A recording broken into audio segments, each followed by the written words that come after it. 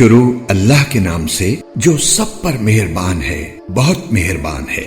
صاد، قسم ہے نصیحت بھرے قرآن کی کہ جن لوگوں نے کفر اپنا لیا ہے وہ کسی اور وجہ سے نہیں بلکہ اس لیے اپنایا ہے کہ وہ بڑائی کے گھمنڈ اور ہٹ دھرمی میں مبتلا ہیں۔ اور ان سے پہلے ہم نے کتنی قوموں کو ہلاک کیا تو انہوں نے اس وقت آوازیں دیں جب چھٹکارے کا وقت رہا ہی نہیں تھا۔ اور ان قریش کے لوگوں کو اس بات پر تعجب ہوا ہے کہ ایک خبردار کرنے والا انہی میں سے آ گیا، اور ان کافروں نے یہ کہہ دیا کہ وہ جھوٹا جادوگر ہے۔ کیا اس نے سارے معبودوں کو ایک ہی معبود میں تبدیل کر دیا ہے؟ یہ تو بڑی عجیب بات ہے۔ اور ان میں کے سردار لوگ یہ کہہ کر چلتے بنے کہ چلو اور اپنے خداؤں کی عبادت پر ڈٹے رہو۔ یہ بات تو ایسی ہے کہ اس کے پیچھے کچھ اور ہی ارادے ہیں۔ ہم نے تو یہ بات پچھلے دین میں کبھی نہیں سنی، اور کچھ نہیں، یہ من گھڑت بات ہے۔ کیا یہ نصیحت کی بات ہم سب کو چھوڑ کر اسی شخص پر نازل کی گئی ہے؟ اصل بات یہ ہے کہ یہ لوگ میری نصیحت کے بارے میں شک میں مبتلا ہیں، بلکہ انہوں نے ابھی میرے عذاب کا مزہ نہیں چکھا۔ تمہارا رب جو بڑا داتا، بڑا صاحب اقتدار ہے، کیا اس کی رحمت کے سارے خزانے انہی کے پاس ہیں؟ یا پھر آسمانوں اور زمین اور ان کے درمیان ہر چیز کی بادشاہت ان کے قبضے میں ہے؟ پھر تو انہیں چاہیے کہ رسیاں تان کر اوپر چڑھ جائیں۔ ان کی حقیقت تو یہ ہے کہ یہ مخالف گروہوں کا ایک لشکر سا ہے جو یہیں پر شکست کھا جائے گا۔ ان سے پہلے نوح کی قوم عاد اور میخوں والے فرعون نے بھی پیغمبروں کو جھٹلایا تھا، اور قوم سمود اور لوط کی قوم اور ایکا والوں نے بھی۔ وہ تھے مخالف گروہ کے لوگ، ان میں سے کوئی ایسا نہیں تھا جس نے پیغمبروں کو نہ جھٹلایا ہو۔ اس لیے میرا عذاب بجا طور پر نازل ہو کر رہا، اور مکے کے یہ لوگ بھی بس ایک ایسی چنگھاڑ کا انتظار کر رہے ہیں جس میں کوئی وقفہ نہیں ہوگا، اور کہتے ہیں کہ اے ہمارے پروردگار، ہمارا حصہ ہمیں روز حساب سے پہلے ہی جلدی دے دے۔ اے پیغمبر، یہ جو کچھ کہتے ہیں اس پر صبر کرو، اور داؤد علیہ السلام کو یاد کرو جو بڑے طاقتور تھے۔ وہ بے شک اللہ سے بہت لو لگائے ہوئے تھے۔ ہم نے پہاڑوں کو اس کام پر لگا دیا تھا کہ وہ شام کے وقت اور سورج کے نکلتے وقت ان کے ساتھ تسبیح کیا کریں، اور پرندوں کو بھی جنہیں اکٹھا کر لیا جاتا تھا، یہ سب ان کے ساتھ مل کر اللہ کا خوب ذکر کرتے تھے۔ اور ہم نے ان کی سلطنت کو استحکام بخشا تھا، اور انہیں دانائی اور فیصلہ کن گفتگو کا سلیقہ عطا کیا تھا۔ اور کیا تمہیں ان مقدمے والوں کی خبر پہنچی ہے جب وہ دیوار پر چڑھ کر عبادت گاہ میں گھس آئے تھے؟ جب وہ داؤد کے پاس پہنچے تو داؤد ان سے گھبرا گئے۔ انہوں نے کہا، ڈریے نہیں، ہم ایک جھگڑے کے دو فریق ہیں، ہم میں سے ایک نے دوسرے کے ساتھ زیادتی کی ہے۔ اب آپ ہمارے درمیان ٹھیک ٹھیک فیصلہ کر دیجئے اور زیادتی نہ کیجئے، اور ہمیں ٹھیک ٹھیک راستہ بتا دیجئے۔ یہ میرا بھائی ہے، اس کے پاس 99 دمبیاں ہیں اور میرے پاس ایک ہی دمبی ہے۔ اب یہ کہتا ہے کہ وہ بھی میرے حوالے کرو، اور اس نے زور بیان سے مجھے دبا لیا ہے۔ داؤد نے کہا، اس نے اپنی دمبیوں میں شامل کرنے کے لیے تمہاری دمبی کا جو مطالبہ کیا ہے اس میں یقیناً تم پر ظلم کیا ہے، اور بہت سے لوگ جن کے درمیان شرکت ہوتی ہے وہ ایک دوسرے کے ساتھ زیادتی کرتے ہیں، سوائے ان کے جو ایمان لائے ہیں اور جنہوں نے نیک عمل کیے ہیں، اور وہ بہت کم ہیں۔ اور داؤد کو خیال آیا کہ ہم نے دراصل ان کی آزمائش کی ہے، اس لیے انہوں نے اپنے پروردگار سے معافی مانگی، جھک کر سجدے میں گر گئے اور اللہ سے لو لگائی۔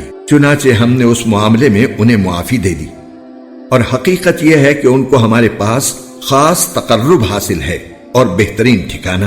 اے داؤد، ہم نے تمہیں زمین میں خلیفہ بنایا ہے، لہٰذا تم لوگوں کے درمیان برحق فیصلے کرو اور نفسانی خواہش کے پیچھے نہ چلو، ورنہ وہ تمہیں اللہ کے راستے سے بھٹکا دے گی۔ یقین رکھو کہ جو لوگ اللہ کے راستے سے بھٹک جاتے ہیں ان کے لیے سخت عذاب ہے، کیونکہ انہوں نے حساب کے دن کو بھلا دیا تھا، اور ہم نے آسمان و زمین اور ان کے درمیان جو چیزیں ہیں ان کو فضول ہی پیدا نہیں کر دیا۔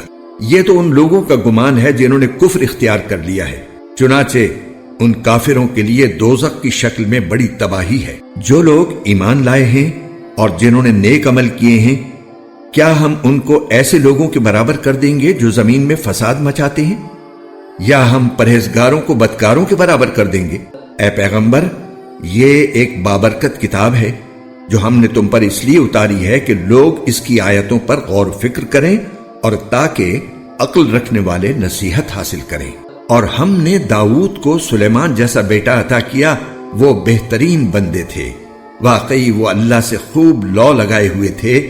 وہ ایک یادگار وقت تھا جب ان کے سامنے شام کے وقت اچھی نسل کے عمدہ گھوڑے پیش کیے گئے تو انہوں نے کہا، میں نے اس دولت کی محبت اپنے پروردگار کی یاد ہی کی وجہ سے اختیار کی ہے، یہاں تک کہ وہ اوٹ میں چھپ گئے۔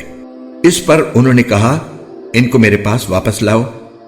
چنانچہ وہ ان کی پنڈلیوں اور گردنوں پر ہاتھ پھیرنے لگے۔ اور یہ بھی واقعہ ہے کہ ہم نے سلیمان کی ایک آزمائش کی تھی اور ان کی کرسی پر ایک دھڑ لا کر ڈال دیا تھا۔ پھر انہوں نے اللہ سے رجوع کیا، کہنے لگے کہ میرے پروردگار میری بخشش فرما دے اور مجھے ایسی سلطنت بخش دے جو میرے بعد کسی اور کے لیے مناسب نہ ہو۔ بے شک تیری اور صرف تیری ہی ذات وہ ہے جو اتنی سخی داتا ہے۔ چنانچہ ہم نے ہوا کو ان کے قابو میں کر دیا جو ان کے حکم سے جہاں وہ چاہتے ہموار ہو کر چلا کرتی تھی، اور شریر جنات بھی ان کے قابو میں دے دیے تھے جن میں ہر طرح کے معمار اور غوطہ خور شامل تھے، اور کچھ وہ جنات جو زنجیروں میں جکڑے ہوئے تھے، اور ان سے کہا تھا کہ یہ ہمارا عطیہ ہے، اب تمہیں اختیار ہے کہ احسان کر کے کسی کو کچھ دو یا اپنے پاس رکھو، تم پر کسی حساب کی ذمہ داری نہیں ہے۔ اور حقیقت یہ ہے کہ ان کو ہمارے پاس خاص تقرب حاصل ہے اور بہترین ٹھکانہ۔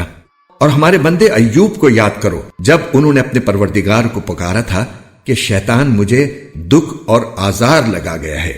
ہم نے ان سے کہا، اپنا پاؤں زمین پر مارو، لو یہ ٹھنڈا پانی ہے نہانے کے لیے بھی اور پینے کے لیے بھی۔ اور اس طرح ہم نے انہیں ان کے گھر والے بھی عطا کر دیے اور ان کے ساتھ اتنے ہی اور بھی، تاکہ ان پر ہماری رحمت ہو اور عقل والوں کے لیے ایک یادگار نصیحت۔ اور ہم نے ان سے یہ بھی کہا کہ اپنے ہاتھ میں تنکوں کا ایک مٹھا لے لو اور اس سے مار دو اور اپنی قسم مت توڑو۔ حقیقت یہ ہے کہ ہم نے انہیں بڑا صبر کرنے والا پایا، وہ بہترین بندے تھے، واقعی وہ اللہ سے خوب لو لگائے ہوئے تھے۔ اور ہمارے بندوں ابراہیم، اسحاق اور یعقوب کو یاد کرو جو نیک عمل کرنے والے ہاتھ اور دیکھنے والی آنکھیں رکھتے تھے۔ ہم نے انہیں ایک خاص وصف کے لیے چن لیا تھا جو آخرت کے حقیقی گھر کی یاد تھی۔ اور حقیقت یہ ہے کہ ہمارے نزدیک وہ چنے ہوئے بہترین لوگوں میں سے تھے۔ اور اسماعیل اور الیسع اور ذوالکفل کو یاد کرو، اور یہ سب بہترین لوگوں میں سے تھے۔ یہ سب کچھ ایک نصیحت کا پیغام ہے، اور یقین جانو کہ جو لوگ تقوی اختیار کرتے ہیں آخری ٹھکانے کی بہتری انہی کے حصے میں آئے گی، یعنی ہمیشہ بسے رہنے کے لیے جنتیں جن کے دروازے ان کے لیے پوری طرح کھلے ہوں گے، جہاں وہ تکیہ لگائے ہوئے بہت سے میوے اور مشروبات منگوا رہے ہوں گے، اور ان کے پاس وہ ہم عمر خواتین ہوں گی جن کی نگاہیں اپنے شوہروں پر مرکوز ہوں گی۔ یہ ہے وہ نعمتوں سے بھرپور زندگی جس کا تم سے روز حساب میں وعدہ کیا گیا ہے۔ بے شک یہ ہماری عطا ہے جو کبھی ختم ہونے والی نہیں۔ ایک طرف تو یہ ہے، اور دوسری طرف جن لوگوں نے سرکشی اختیار کی ہے، یقین جانو ان کا آخری ٹھکانہ بہت برا ہوگا، یعنی دوزخ، جس میں وہ داخل ہوں گے، پھر وہ ان کا بدترین بستر بنے گی۔ یہ ہے کھولتا ہوا پانی اور پیپ، اب وہ اس کا مزہ چکھیں، اور ان طرح طرح کی چیزوں کا جو اسی جیسی تکلیف دہ ہوں گی۔ جب وہ اپنے پیروکاروں کو آتا دیکھیں گے تو ایک دوسرے سے کہیں گے، یہ ایک اور لشکر ہے جو تمہارے ساتھ گھسا چلا آ رہا ہے، پھٹکار ہو ان پر، یہ سب آگ میں جلنے والے ہیں۔ وہ آنے والے کہیں گے، نہیں بلکہ پھٹکار تم پر ہو، تم ہی تو یہ مصیبت ہمارے آگے لائے ہو، اب تو یہی بدترین جگہ ہے جس میں رہنا ہوگا۔ پھر وہ اللہ تعالیٰ سے کہیں گے کہ اے ہمارے پروردگار، جو شخص بھی یہ مصیبت ہمارے آگے لایا ہے اسے دوزخ میں دگنا عذاب دیجیے۔ اور وہ ایک دوسرے سے کہیں گے، کیا بات ہے کہ ہمیں وہ لوگ یہاں دوزخ میں نظر نہیں آ رہے جنہیں ہم برے لوگوں میں شمار کرتے تھے؟ کیا ہم نے ان کا ناحق مذاق اڑایا تھا، یا انہیں دیکھنے سے نگاہوں کو غلطی لگ رہی ہے؟ یقیناً دوزخیوں کے آپس میں جھگڑنے کی یہ ساری باتیں بالکل سچی ہیں جو ہو کر رہیں گی۔ اے پیغمبر، کہہ دو کہ میں تو ایک خبردار کرنے والا ہوں، اور اس اللہ کے سوا کوئی عبادت کے لائق نہیں جو ایک ہے، جو سب پر غالب ہے۔ جو تمام آسمانوں اور زمین اور ان کے درمیان ہر چیز کا مالک ہے، جس کا اقتدار سب پر چھایا ہوا ہے، جو بہت بخشنے والا ہے۔ کہہ دو کہ یہ ایک عظیم حقیقت کا اظہار ہے جس سے تم منہ موڑے ہوئے ہو۔ مجھے عالم بالا کی باتوں کا کچھ علم نہیں تھا جب وہ فرشتے سوال جواب کر رہے تھے۔ میرے پاس وہی صرف اس لیے آتی ہے کہ میں صاف صاف خبردار کرنے والا ہوں۔ یاد کرو جب تمہارے پروردگار نے فرشتوں سے کہا کہ میں گارے سے ایک انسان پیدا کرنے والا ہوں، چنانچہ جب میں اسے پوری طرح بنا دوں اور اس میں اپنی روح پھونک دوں تو تم اس کے آگے سجدے میں گر جانا۔ پھر ہوا یہ کہ سارے کے سارے فرشتوں نے تو سجدہ کیا، البتہ ابلیس نے نہ کیا۔ اس نے تکبر سے کام لیا اور کافروں میں شامل ہو گیا۔ اللہ نے کہا، ابلیس، جس کو میں نے اپنے ہاتھوں سے پیدا کیا، اس کو سجدہ کرنے سے تجھے کس چیز نے روکا ہے؟ کیا تو نے تکبر سے کام لیا ہے یا تو کوئی بہت اونچی ہستیوں میں سے ہے؟ کہنے لگا، میں اس آدم سے بہتر ہوں، تو نے مجھے آگ سے پیدا کیا ہے اور اس کو گارے سے پیدا کیا ہے۔ اللہ نے فرمایا کہ اچھا تو نکل جا یہاں سے، کیونکہ تو مردود ہے، اور یقین جان قیامت کے دن تک تجھ پر میری پھٹکار رہے گی۔ اس نے کہا، میرے پروردگار، پھر تو مجھے اس دن تک کے لیے جینے کی مہلت دے دے جس دن لوگوں کو دوبارہ زندہ کیا جائے گا۔ اللہ نے فرمایا، چل، تجھے ان لوگوں میں شامل کر لیا گیا ہے جنہیں مہلت دی جائے گی، لیکن ایک متعین وقت کے دن تک۔ کہنے لگا، بس تو میں تیری عزت کی قسم کھاتا ہوں کہ میں ان سب کو بہکاؤں گا سوائے تیرے برگزیدہ بندوں کے۔ اللہ نے فرمایا، تو پھر سچی بات یہ ہے، اور میں سچی بات ہی کہا کرتا ہوں، کہ میں تجھ سے اور ان سب سے جو ان میں سے تیرے پیچھے چلیں گے جہنم کو بھر کر رہوں گا۔ اے پیغمبر، لوگوں سے کہہ دو کہ میں تم سے اس اسلام کی دعوت پر کوئی اجرت نہیں مانگتا، اور نہ میں بناوٹی لوگوں میں سے ہوں۔ یہ تو دنیا جہان کے لوگوں کے لیے بس ایک نصیحت ہے، اور تھوڑے سے وقت کے بعد تمہیں اس کا حال معلوم ہو جائے گا۔